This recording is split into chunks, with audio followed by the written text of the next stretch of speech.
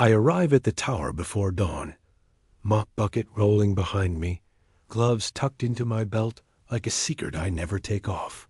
The floor wax smell lingers from the night shift, sharp and almost metallic, as though bleach could erase not only stains, but history itself. I tell myself that I am invisible, just a housekeeper in a skyscraper of gloss and power. That is how they like me to be, unseen, unheard, forgotten. But tonight, something refuses to stay hidden. It begins with a gala toast. I wasn't supposed to be near the ballroom, but the glass doors were left ajar while I polished brass handles in the corridor. The chandelier light spilled onto the marble like liquid gold. Waiters in pressed jackets drifted between the guests, voices rising in champagne bubbles. Then, one of the board members, red-faced and proud, lifted his glass. To the endurance of the Armand family name, he declared, and to never allowing the shame of a false heir to stain it again. The words pierced me sharper than any broken shard I have ever swept into a dustpan. I froze, hand still on the rag, my reflection staring back from the polished mirror wall. A false heir. A stain. They laughed. They clinked glasses, and I knew. He was speaking of me, though they did not know I was near. I push the rag deep into the pocket of my apron and walk away before anyone notices my trembling. The words refuse to leave me. I have lived with fragments of rumor my entire life, scraps of paper like lint caught in the folds of memory. But now, in this tower where I scrub away their footprints every morning, the truth has slipped from their lips. I am the shame they tried to erase with bleach, the echo hidden behind mirrors. I was adopted, yes, that was never a secret. My mother told me when I was 15, after the parish records grew too tangled to explain. She said a lawyer had paid for the papers, and that nothing more was known. But she lied, or at least withheld the truth. Because I remember her burning a letter once, late at night, in the sink, while the smell of bleach fought to mask the smoke. I saw the seal before the flame consumed it, the Armand crest. Now, as I stand in the deserted corridor, the echo of their laughter behind me, I decide that silence has gone on too long. The next morning, I open my locker in the janitor's room and find an envelope wedged into the corner. My name is handwritten on it. Inside, a folded hospital record, yellowed, brittle. Birth date, my mother's name blank, father's name, Adrien Armand. And beneath it, a notarized confirmation from the city clerk, sealed in ink. My throat dries. Someone placed this here. Someone wants me to know. I sit on the bench, gloves still damp from disinfectant, staring at the mirror across from me. The reflection blurs. For a long time, I do not move. My life has been waxed, polished, scrubbed into a role that was never mine. But no bleach can erase bloodlines. No mirror can disguise the truth once it surfaces. Later that week, I confront my mother, the woman who raised me, who gave me warmth in a cold apartment, who taught me to keep everything spotless because clean things survive longer. She looks at the record, her face pale as soap residue. I wanted to protect you, she whispers. They never would have accepted you. Adrien paid me to stay quiet after your birth. He said it would destroy his family. I do not yell. My voice feels too heavy. So I spent my life cleaning their towers, I say, while they drank champagne above me. Her eyes fill, but she says nothing. The silence is its own confession. The days blur. I keep working, polishing chrome, emptying bins, but every reflection feels like accusation. I start to collect what I can. Receipts from old legal fees, copies of letters left in filing cabinets. Piece by piece, the puzzle grows until it can no longer be swept under the rug. The confrontation comes not because I seek it, but because fate refuses to remain quiet. The Armand Corporation announces a press conference new technology ventures tied to their real estate holdings, a promise to reshape the skyline of Paris. The mirrored lobby is prepared for cameras, journalists, investors. I am assigned to clean it the night before. I move slowly, pushing the mop across the glossy floor, watching my own reflection ripple. A lobby is meant to impress. Cold glass, hard light, steel, and symmetry. But I know it is only as clean as the person who mops it at dawn. The next day, I return not with bucket and mop, but with documents folded in my pocket. My hands tremble, not from bleach this time, but from resolve. The cameras flash as the arm-end heirs stand before the microphones. There is Charles, tall and silver-haired, voice polished by decades in boardrooms. Beside him, Elise, draped in a designer dress, smile like glass. And beyond them, portraits of Adrien Armand, the patriarch who died last year. Charles begins to speak, but I step forward. My voice is low at first, but the microphones catch it. You toast to bloodlines, I say, yet you deny your own. The lobby freezes. Journalists turn. Security hesitates. My apron is gone. I wear only plain clothes. But I know they still see me as the woman who wipes their mirrors. Charles frowns. Who are you? I unfold the hospital record. The seal gleams under the lights. The daughter Adrien abandoned, I say, gasps Ripple. Elise laughs sharply. A brittle sound. Ridiculous. Another cleaning woman with fantasies. I hold up the notarized registry, the letter Adrien signed, hidden away but undeniable. Not fantasies, I reply. Records. Ink that bleach cannot erase. Mirrors that show more than you want to see. The journalists surge closer. Cameras flash. Someone murmurs, "She has documents." Charles stammers, tries to speak, but his voice falters. He demands security remove me, but too many eyes are on us now. Too many mirrors reflecting a truth that cannot be scrubbed away. And then unexpected a voice from the back, old, frail. One of the retired board members, invited as a token. He leans on his cane and speaks. I remember the whispers. Adrien confided once. He said he had a child he could never claim. He feared it would ruin the family. The silence is heavier than bleach fumes. I stand rooted, my gloves still tucked in my pocket, my reflection staring back from 1,000 mirrored surfaces. I do not want vengeance. I want acknowledgement. I want the truth to be as clean as the floor I polish every morning. The journalists begin firing questions. The heirs flounder.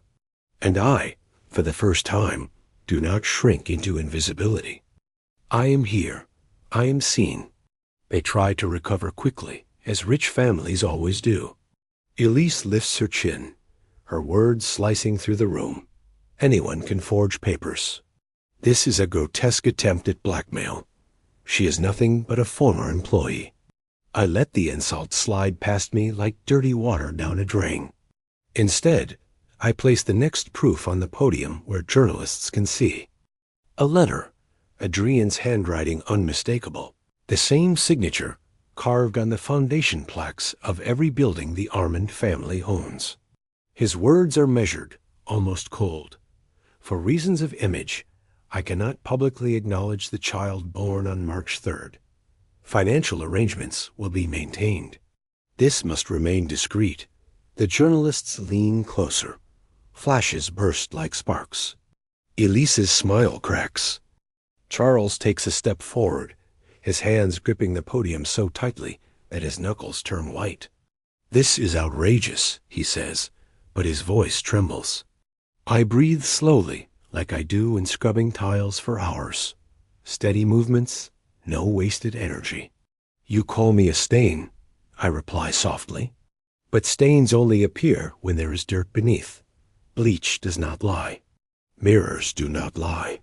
And this lobby is covered with mirrors. The cameras catch everything, my face reflected infinitely. A woman who once mopped the very floor where she now stands exposing the cracks in their empire. Security finally approaches, but a journalist interjects. If she is lying, provide the DNA test. Otherwise, this is evidence. The crowd murmurs. The armed heirs cannot simply sweep me away. Too many eyes. Too many witnesses. They decide to retreat, promising further clarification. But the journalists already know this story is larger than their press conference. Microphones surround me as I step outside the glass doors. Questions bombard me. Who are you? How did you find these records? What do you want from the Armand family? The last question strikes hardest. What do I want? Money? Recognition? Revenge? I shake my head. I want truth to be as clear as glass. I say, that is all. The story explodes overnight. Headlines blur across screens. Hidden daughter claims inheritance of Armand fortune. Housekeeper confronts elite in public lobby. I do not sleep. My phone, usually silent, rings with unknown numbers until I unplug it. The next morning, as I walk to work, I notice the way people look at me. Some with awe, some with suspicion, others with pity. It is strange to be seen after so long of being invisible. When I arrive at the tower, I am told not to enter. Administrative order, the guard mutters, not meeting my eyes. I stand on the sidewalk, bucket still in hand, and watch the lobby shine without me. But I do not feel shame. For the first time, I feel weight lifting like soap rinsing away grime. 2 days later, a lawyer contacts me. He is not young, but his voice is steady, precise. Your case is not without merit, he says. There is a testamento codicil, an addition to Adrian's will, that may reference you. It was never filed, but a draft exists. If we locate it, the family cannot deny you. A will, a line written by the man who abandoned me, yet left behind ink stronger than bleach. We search. The lawyer works through archives. I sift through old storage rooms where Adrian once kept personal files. My gloves brush dust off forgotten ledgers. It feels almost like cleaning, except instead of dirt, I uncover fragments of hidden truth. In a drawer, behind rolls of architectural blueprints, I find it, a folded envelope, brittle and fragile. Inside lies the codicil, notarized but never presented. Adrian's signature again, alongside witnesses long dead. The words are stark. In addition to existing heirs, I acknowledge responsibility for a daughter, born March 3rd, year redacted. Though discretion must be maintained, she is to receive recognition equal in dignity, if not in share. I take the document in trembling hands. Bleach cannot erase ink. The lawyer files the petition. The Armand family resists, of course. They attempt to dismiss me, to call it fabrication, but the press refuses to let go. The court sets a hearing, open to public scrutiny. The morning of the hearing, rain lashes the streets of Paris. I walk beneath the gray sky, reflections of umbrellas rippling on the wet pavement. Each puddle feels like a mirror, each step like polishing a floor I never chose. Inside the courthouse, marble pillars rise high, their coldness familiar. Elise and Charles sit with their attorneys, their expressions polished like waxed floors. They do not glance at me. When my turn comes, I stand before the judge and lay the documents on the polished wood. The hospital record, the notarized registry, the letter, the codicil. One by one, like laying rags across a stain until the truth soaks through. The judge reads silently. The courtroom hushes. Even the sound of raindrops against the windows seems to hold its breath. Elise breaks the silence first. This is opportunism. She seeks to profit from a life of labor. I meet her eyes. Labor is not shame. Labor is dignity. I have cleaned the floors you walk upon, but dignity does not erase blood. You can mop until your arms ache, yet lineage remains. Adrian knew. He wrote it down. My voice is calm, measured. Not rage, not vengeance, only truth. The judge raises his hand. Enough. The documents are consistent. We will order further verification, including DNA, if necessary. For now, this court recognizes probable validity of her claim. Gasps fill the room.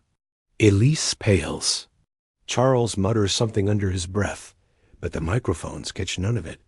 I do not smile. This is not victory, not yet. It is only the first rinse of soap before the real cleaning begins. Outside the courthouse, journalists swarm. Microphones push toward me.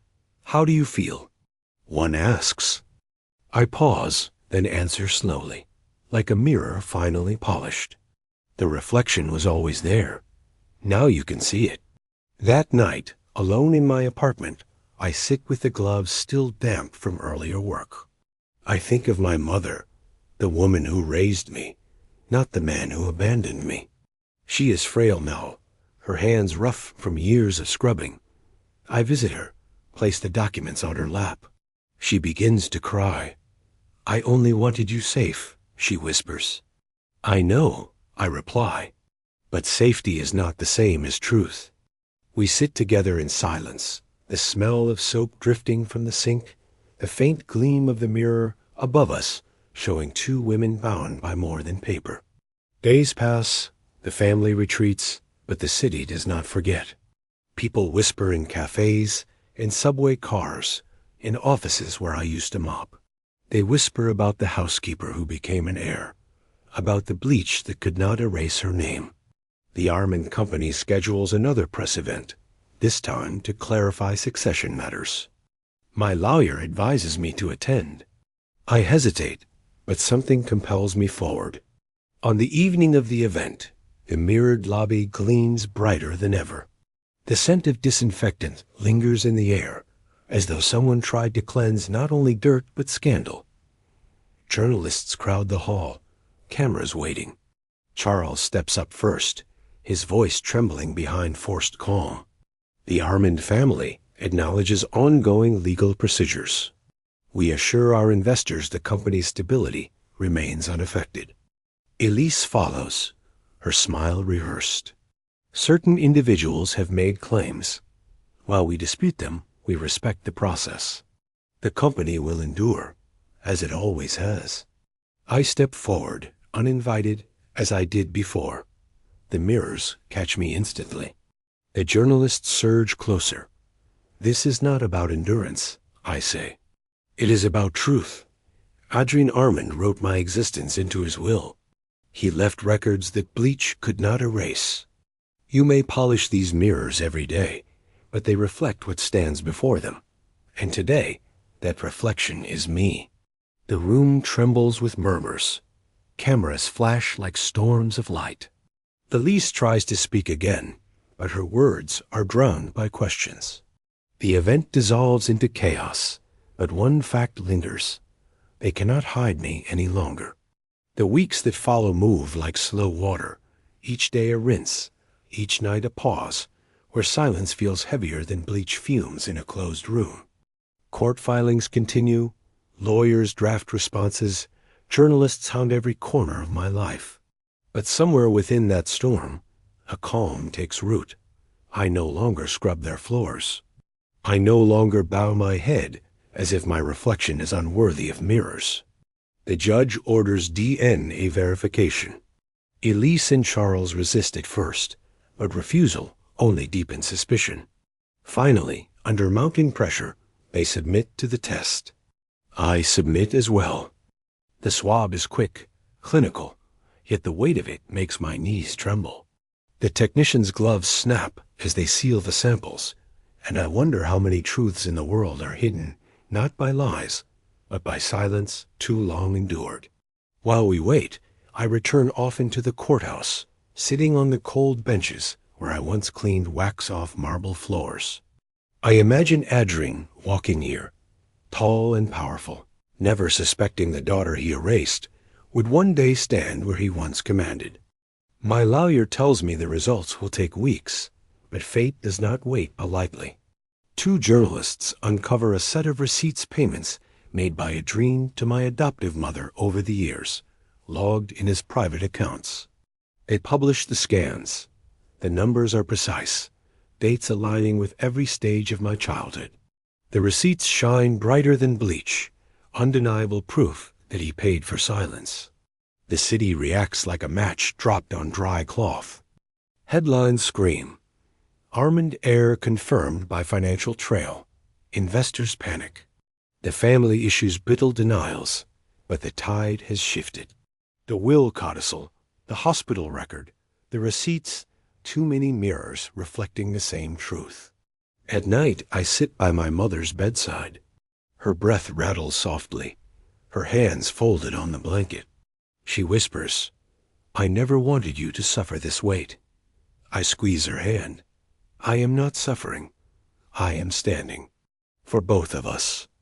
When the DNA results finally arrive, the courtroom fills to bursting. Journalists crowd the back, their pens sharp as knives. Elise and Charles sit rigid, their lawyers pale. I stand alone, hands clasped, gloves folded in my pocket. The judge clears his throat. The test confirms a 99.9% probability of biological relation between the petitioner and the late Adrien Armand. The words fall like disinfectant poured onto a deep stain. Hiss, clarity, silence. Gasps ripple across the courtroom. Cameras flash. Elise lowers her face into her hands. Charles mutters something inaudible, his shoulders collapsing as though even wealth cannot support him now. The judge continues, voice firm. Accordingly, the petition is granted. Recognition is formalized. The petitioner is henceforth acknowledged as lawful daughter of Adrien Armand. I close my eyes. It is not joy that floods me, nor triumph, but something quieter, like sunlight reflecting off freshly polished glass. After the session, microphones surround me again. What will you do now that you are recognized as an heir? I answer slowly, my voice steady. I will not take revenge. I will not erase others as I was erased. I ask only for what was mine by right, dignity, and a place in the record that bleach cannot scrub away. The reporters scribble, but I turn and walk away before they can demand more. The court has spoken. The mirror has been polished. The stain has been revealed, not to humiliate, but to cleanse. In the weeks that follow, my life transforms quietly. The company board resists, but the law forces them to acknowledge me. They cannot push me aside anymore. They arrange a formal introduction, a symbolic gesture to reassure investors. It takes place not in a boardroom, not in a ballroom, but here in the same mirrored lobby, where the first confrontation unfolded. The day of the announcement, the lobby glitters with cold light. The smell of disinfectant clings to the air, as though someone tried once more to wipe the past away. Rows of chairs line the hall, filled with journalists, staff, minor shareholders. At the front, a podium waits. Charles speaks first, his voice drained. Today, we acknowledge legal recognition of additional family lineage. We affirm the continuity of the company and the values of the Armand legacy. He steps aside. The moderator gestures for me. I walk slowly to the podium, the polished floor reflecting every step. I do not wear an apron, but plain clothes, my gloves folded neatly in my pocket, a symbol of the life I came from, not ashamed to hide. I speak. For years, I scrubbed these floors. I polished these mirrors until they shone. No one asked my name. No one thought I belonged. But truth is not dirt you can wash away. Truth is a reflection. And today, you all see it. The journalists are silent. Even the cameras pause. My voice is calm, but it carries across the hall. I do not come to destroy this family. I come to stand in the place that was always mine, even if hidden. My existence is not vengeance. It is testimony. To every worker who wipes a surface until it gleams, to every invisible hand that keeps these towers standing, know this: your dignity is not disposable. No bleach can erase who you are. A hush holds the room. In the back, an older employee, someone I used to clean alongside, begins to clap. Slowly, others join. The sound grows, echoing off mirrored walls. Applause, not thunderous, but steady, like water falling from a faucet onto stone. I bow my head, not in submission, but in acknowledgement. This is the transformation. Not wealth, not power, but visibility. After the event, Elise approaches me. Her face is pale, her voice brittle. "You've ruined us," she whispers. I look at her evenly. No, I've cleaned what was hidden. The ruin was already there.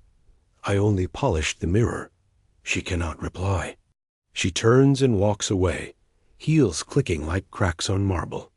That night, alone in my apartment, I take the gloves from my pocket and place them on the table. They are stained from years of bleach, but they are also proof of survival. I light a small candle beside them, and in the glow, I see my reflection in the window.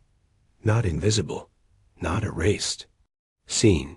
Weeks later, the company sends me documents to sign shares, recognition papers, inheritance confirmations. I sign them carefully, each stroke of the pen like wiping a floor clean. But I refuse the penthouse they offer. I stay in my apartment, small but mine. Because transformation is not marble or chandeliers. Transformation is being able to walk into any mirrored lobby and see your face without shame. Months pass. The city forgets, as cities do, but I remember. I visit my mother often, bringing her fresh flowers, scrubbing her kitchen not because it is dirty, but because cleaning has always been our way of creating order in a chaotic world. She smiles faintly, watching me mop. "You never stopped working," she says. "No," I reply. Work is not shame. It is proof that I endured. The gloves remain on my table, a relic of both invisibility and strength. Some nights I touch them gently, as though they hold the weight of every floor, every mirror, every bucket of bleach that brought me here. And in those moments, I understand. The true inheritance is not money, nor even recognition. It is the ability to stand without bowing, to speak without fear, to be seen without apology. The stain has been revealed. The floor is clean. The mirror is clear. And for the first time, I walk through the city not as a shadow, not as a servant, but as myself daughter of a man who tried to erase me, woman who refused to be erased.